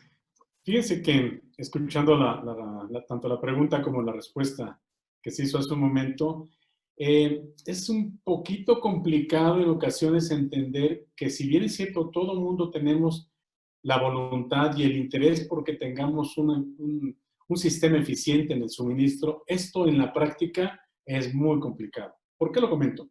Porque sabemos que en las grandes ciudades existe un organismo operador, lo que ustedes quieran, el nombre que sea. Pero resulta que si nos vamos a Puebla, Chihuahua, Estado de México, no vámonos a las zonas más alejadas. En el Estado de México existen comunidades en donde el manejo del agua, sus pozos, no lo maneja ni siquiera el organismo. Es un comité local que tiene un bombero, tiene una persona que se encarga de recaudar los fondos, y ellos se administran. Y desafortunadamente, cuando el organismo quiere intervenir para que les apoye, etcétera, los usos y costumbres de algunas zonas dicen, no, yo me manejo porque ustedes se van a llevar el dinero, etcétera, y generamos ahí un conflicto muy fuerte que genera con el tiempo que no todo el mundo paga y que ese comité local no tiene el dinero suficiente para pagarle a la CFE y como consecuencia les cortan el agua. Y dejan, obviamente, el comité del agua no tiene, eso sí, tiene el interés por mantener el líquido, pero desconocen que deben de darle un mantenimiento a los equipos de bombeo. Desconocen que los pozos tienen problemas con el tiempo de que se empieza a cerrar la zona por donde captan el agua.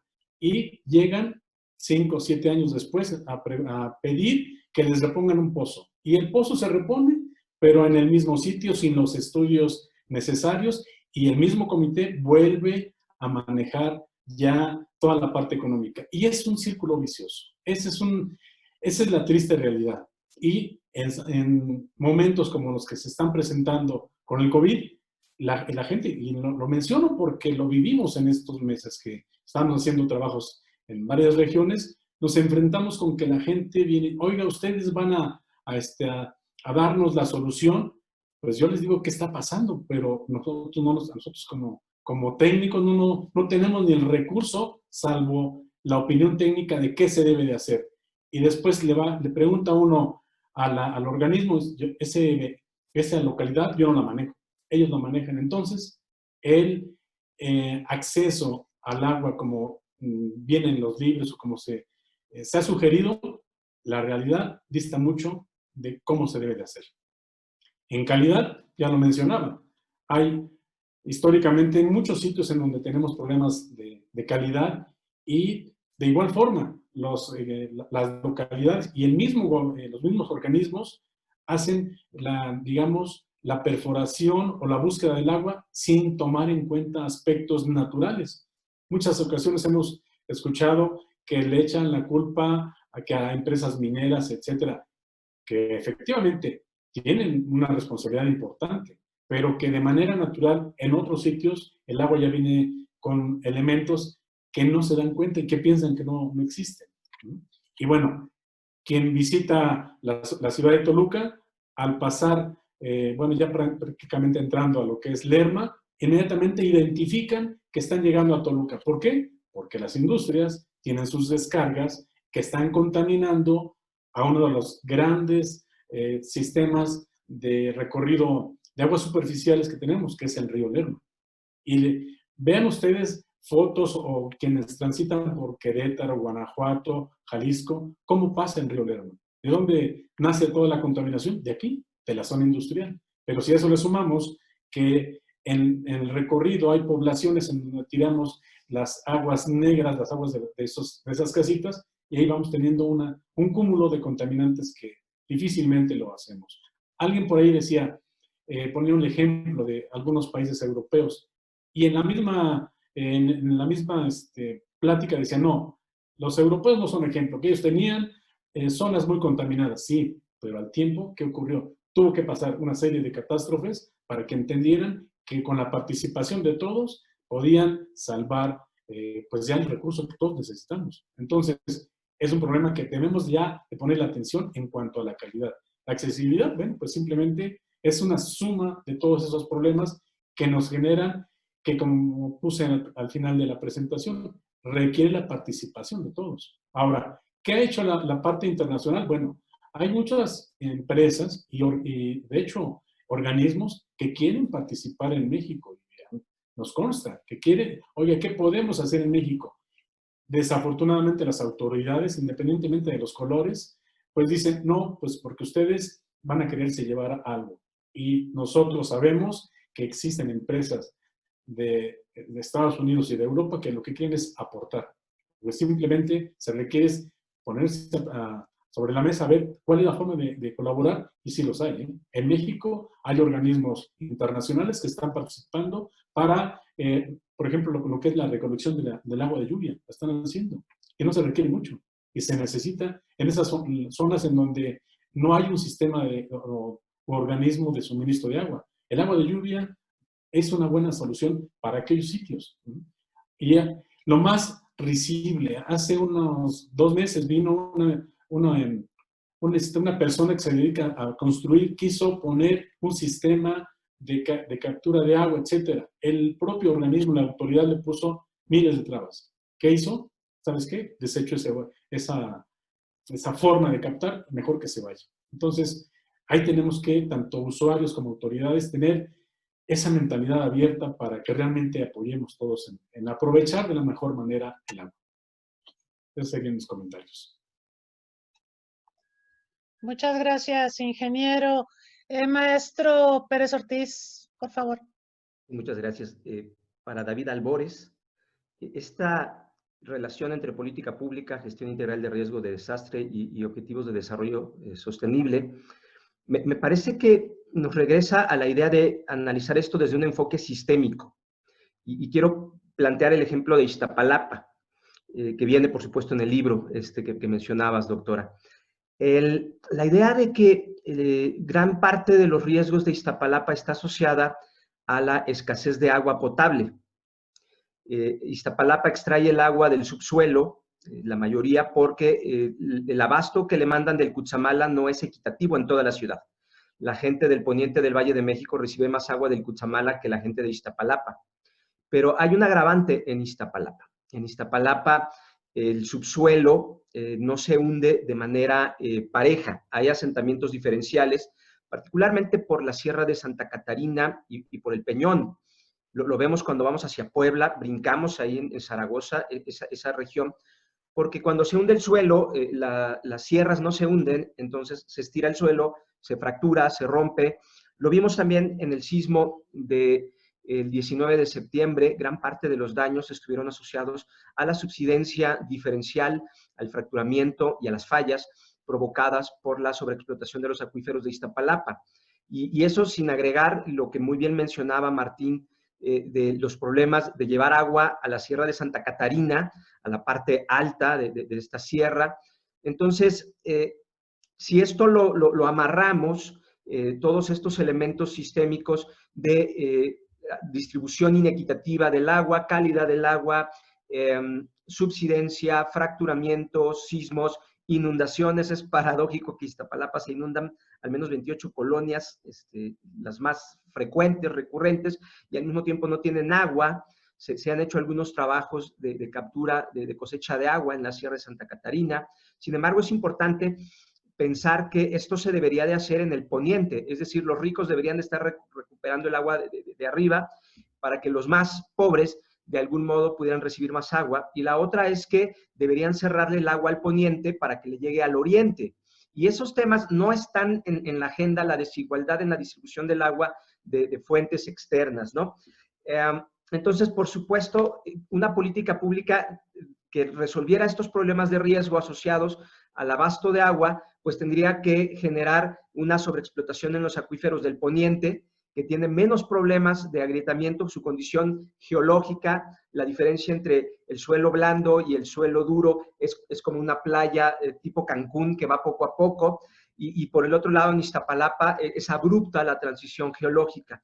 Entonces, no se toma en cuenta eso, por supuesto hay una distribución inequitativa del agua y el riesgo pues lo siguen pagando las personas con menores condiciones socioeconómicas, ¿no? Entonces eso, pensando en los objetivos del desarrollo sostenible, nos obligan a pensar en una idea de enfoque sistémico y de una política multiacciones, transversal, más amplia, porque pues también le estamos quitando el agua a los mazaguas, trayéndonos del Cutzamala, y eso provoca una serie de conflictos en cadena. Esto es como un efecto dominó, y así es como se tiene que analizar desde un enfoque sistémico. Por otro lado, Jorge Ortiz, el maestro Jorge Ortiz nos habla de esta idea de falta de información y conocimiento contra inteligencia. Por supuesto que este es el gran problema que tenemos actualmente, y yo insisto mucho en la idea de construir procesos de inteligencia que comprendan, decidan y resuelvan de manera amplia, de manera transversal, porque vemos soluciones fragmentadas, ocurrencias en todos lados y en todos los ámbitos, y es porque no somos capaces primero de analizar riesgos de manera individual, y cuando ya lo hacemos multiamenaza, se vuelve más complejo, como lo que platicaba hace unos segundos. Pero hay buenas noticias en esto. Yo tengo mucha esperanza. Se está generando capital humano en gestión de riesgos. Están por aquí algunos de mis estudiantes de la universidad. Están compañeros de la maestría en gestión integral de riesgos. O sea, es decir, ya el tema de gestión de riesgos no es un tema que se minimice, como muchas veces se hizo, como un tema bomberil o un tema de paramédicos, que es muy respetable, pero que de repente han querido reducir a eso y no es así. Y por otro lado, bueno, están compañeros como mis compañeros candidatos a doctores, César Flores o Jaime de Alba. ¿Qué quiero decir con esto? Que el tema de gestión de riesgos tiene un marco teórico, un marco conceptual, metodologías muy sólidas que por supuesto tocan el tema de vulnerabilidad, pero tocan otros temas como la exposición. Detrás del riesgo hay un beneficio. Cuando hay un riesgo, atrás de ello hay quien está obteniendo un beneficio. Y dice Ulrich Beck en La Sociedad del Riesgo, el gran problema es la distribución entre riesgos y beneficios. ¿Quién se está quedando el agua en la Ciudad de México y quién está teniendo que sobreexplotar sus acuíferos a costa de fracturar su suelo y derribar su infraestructura y sus casas? O quién está produciendo electricidad en la cuenca del Grijalva, el Alto Grijalva, y quién está recibiendo el riesgo de ser inundado. Antes era Villahermosa, ahora con Puerta del Macayo es la región Chontalpa, lo dijo el presidente. ¿Y quién se está quedando el dinero de derribar un árbol en Chiapas y erosionar el suelo de Chiapas y mandarlo a Tabasco para asolvar los canales, los ríos? Entonces, hay un tema que tiene que ver con la justicia en cuanto a la distribución de riesgos y la justicia en cuanto a la recepción de los beneficios. Y nos lleva a esta idea de la tragedia de los comunes, donde todos, buscando su propio beneficio de manera legítima tal vez, estamos construyendo el riesgo colectivo, o como dirían en mi tierra, las gallinas de arriba defecan a las de abajo, y eso no es lo correcto. Entonces hay que pensar en la justicia analizada detrás de la construcción del riesgo de desastre o de cualquier otro riesgo. Y ya con eso me callo. Muchísimas gracias a todos por este tiempo que nos han regalado. Muchas gracias por estas reflexiones. Vamos a ver los resultados de nuestra encuesta. El 100% de quienes respondieron señalan que siempre tienen acceso al agua. Felicidades. Pero sabemos que hay un montón de zonas en Ciudad de México, como ya se ha señalado, y en el resto de la República, donde hay una distribución muy inequitativa para acceder al recurso por distintas razones. Vamos a pasar a la parte final de nuestro seminario el día de hoy, pedirles a nuestros expositores una reflexión final sobre la problemática general que hemos estado analizando. Fernanda, por favor. Claro, doctora. Hay que pensar en un mundo después de la pandemia, aprender sobre la dinámica de los sistemas naturales, su interconexión, que se invierta, que se hagan inversiones inteligentes en el sector hídrico y que se deben de utilizar obviamente para desarrollar mayor resiliencia en los impactos del clima, la salud, los sistemas alimentarios y sobre todo una gestión más eficaz que beneficie a la población más vulnerable, ¿no? Que se le trate justo lo que comentábamos como un recurso público y justo este año, en el marco del Día Mundial del Agua, el secretario general de Naciones Unidas, Antonio Guterres, indicó que, pues sí, las soluciones son más que claras. Esto implica aumentar con urgencia las inversiones en cuencas hidrográficas, infraestructuras hídricas y mejorar drásticamente la eficiencia de los usos, ¿no? Aunado a ello, creo también importante mencionar que, pues más en estos tiempos, el uso de la evidencia científica, de la transparencia de los datos, del acceso a la información, es súper crucial, ¿no? Porque esto nos va a llevar a tener mejores resultados en la planeación de políticas públicas, que en el caso de México, pues las iniciativas consensuadas no los pueden dar, ¿no? ¿Por qué? Porque tienen una base científica que está ampliamente documentada y se ha trabajado a lo largo de 8 años. También hay que reconocer que las decisiones relativas al uso de tierra, mar, agua dulce, siempre van a tener un impacto en la salud y que las alteraciones que nosotros continuemos generando a los ecosistemas siempre van a generar cambios en aparición, exacerbación e incluso la propagación de enfermedades. Muchas gracias, Fernanda. ¿Podemos escuchar, si es posible, al ingeniero Martín Iñiguez? Por favor. Sí, gracias. Pues una de las conclusiones creo que más importantes es que la presencia de esta pandemia sale a ponerle el valor real a lo que es el agua. Se mencionaba por ahí que no le hemos dado el valor, y efectivamente no le hemos dado el valor, ni siquiera en el consumo, ni en el uso, ni en el manejo en general. Entonces, realmente sí podemos tomar como algo importante que esta pandemia pone sobre la mesa el valor que le debemos dar el agua, su uso, y algo que mencionaba hace un momento Luis Eduardo. La parte de riesgos es importante, claro que sí. Les puedo mencionar que hace, no sé, la década pasada, cuando había reuniones de servicios geológicos, era un ejemplo el saber que México estaba haciendo estudios de riesgo en varias zonas, principalmente del sureste. Desconozco si ahora se están haciendo, pero todo parece indicar que se ha dejado de lado. ¿Por qué? Pues porque esa parte, desafortunadamente, no le interesa a muchos. Sin embargo, con este acontecimiento que estamos viviendo, pone ya sobre la mesa, como dije, la situación del valor que le debemos dar a los fenómenos naturales y a un elemento importante como es el agua, porque por ahí alguien decía, quítenle, dejen de darle de comer al ser humano, tardará 3, 4, 5 días, algunos días. Quítenle el agua y morirá en pocas horas, y efectivamente no le hemos dado el valor al agua. Entonces, creo que es momento de que valoremos de esa importancia y la manejemos, estudiemos y sobre todo que la tengamos con la importancia que merece. Esa sería mi reflexión. Gracias. Muchas gracias, ingeniero Argueta. Luis Eduardo, por favor. Muchísimas gracias, colegas, doctora.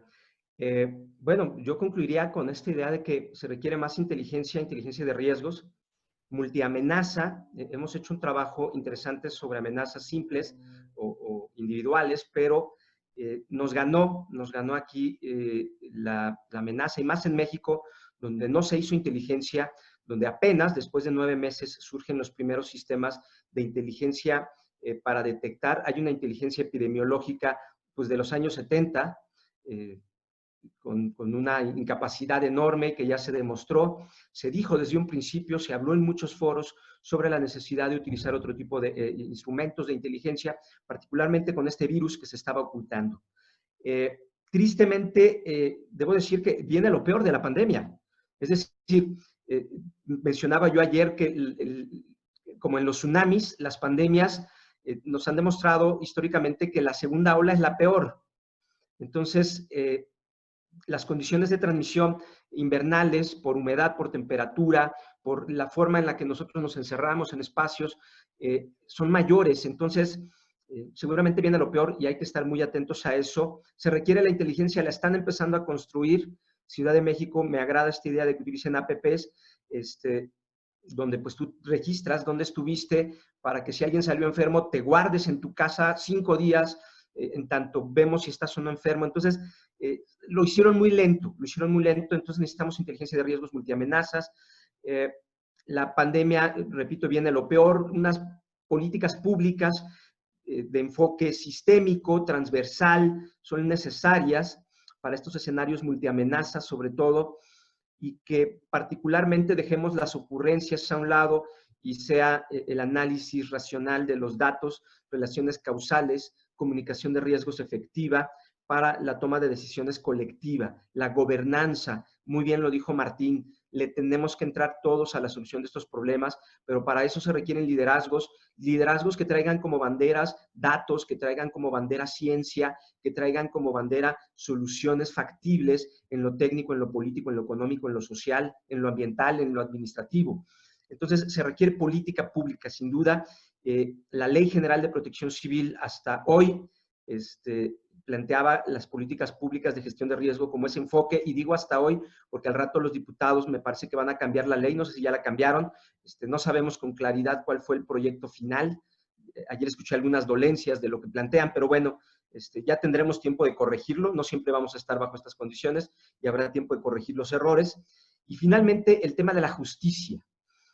No podemos pensar en la reducción del riesgo si no pensamos que cada acción que generamos puede producir externalidades como riesgos y que estos riesgos pueden provocar daños y pérdidas en personas que no reciben necesariamente los beneficios. El caso de Tabasco es paradigmático en ese sentido. Se inundó la Chontalpa para que no se inundara Villahermosa. Villahermosa debería de agradecer y ayudar a la Chontalpa. Por otro lado, se generó electricidad para beneficiar a la península de Yucatán. No sé si venga en el recibo eléctrico el pago a los chontales. Entonces, lo que quiero dar a entender es que cuando analizamos todo el sistema, debemos revisar quién se queda el beneficio, quién recibe el daño y la pérdida y actuar con justicia para que podamos compensar en algunos casos, porque la decisión me parece que fue acertada desde la perspectiva numérica. Cuantitativamente era mejor inundar la Chontalpa que inundar la zona metropolitana de Villahermosa. El número de daños y el número de problemas hubiera sido mayor. Pero por el otro lado está la parte ética y está esta parte de justicia donde se compense el beneficio que reciben unos, se compense en el daño que están recibiendo los otros y haya una compensación y una protección mayor hacia los sitios donde estamos enviando el riesgo a cambio de los beneficios. Muchísimas gracias a todos, muchísimas gracias Martín, Fernanda, maravilloso escucharlos. Doctora, como siempre, gracias, gracias infinitas. Muchas gracias a Luis Eduardo, a Fernanda, a Martín Argueta. Ha sido una sesión muy ilustrativa, muy importante sobre una problemática que tenemos que analizar de manera recurrente, pues en aras primero de visibilizar la problemática y por supuesto aportar sugerencias, soluciones y demás. En México creo que una gran carencia es la falta de políticas de Estado, solo tenemos políticas de gobierno y cambia el gobierno y cambia la política y lo vemos en inteligencia y lo vemos en muchos otros ámbitos. Esto de la inteligencia de riesgos es fundamental, el tema de inteligencia epidemiológica, pues esencial y evidentemente ha fallado considerablemente. Ahora estamos viendo los códigos QR por muchas partes en lugares públicos. En Ciudad de México muy tarde, esto se hizo en Corea del Sur muy temprano. Ellos, por supuesto, ya habían tenido una experiencia con un tipo de coronavirus, con el MERS, el síndrome respiratorio severo de Medio Oriente, que después de Arabia Saudita, Corea del Sur fue el más afectado. Y a raíz de esa muy mala experiencia que tuvieron, decidieron echarle muchas ganas y trabajar en prevención. Por eso ahora vemos a Corea del Sur en las estadísticas de Johns Hopkins y vemos que ahí van. Sí hay contagios, sí hay defunciones, pero es mínimo a comparación de lo que vivieron en 2015, por ejemplo, con el MERS. Así que hay que aprender de las lecciones, eso también es importante, porque sí vemos que en México hay esta tendencia a los problemas recurrentes y cada vez con mayores magnitudes, con mayores víctimas fatales, con mayores personas que pierden su patrimonio o que pierden, no sé, posibilidades de tener una vida digna. Así que continuaremos con estas reflexiones. Los invitamos la próxima semana. Vamos a tratar un tema que también nos han pedido mucho, que es la infodemia, que es la otra pandemia. Toda esta serie de noticias falsas donde se divulga cualquier cantidad de información no verificable y que lamentablemente muchas personas dan por sentado que es información cierta. Entonces, los invitamos a esta sesión del próximo jueves y les agradecemos su presencia el día de hoy. Nuevamente, gracias a nuestros panelistas, gracias a quienes nos acompañaron aquí en Zoom y a quienes nos han seguido en Facebook Live y los esperamos el próximo jueves. Muchas gracias. Feliz tarde. Muchas gracias a ustedes.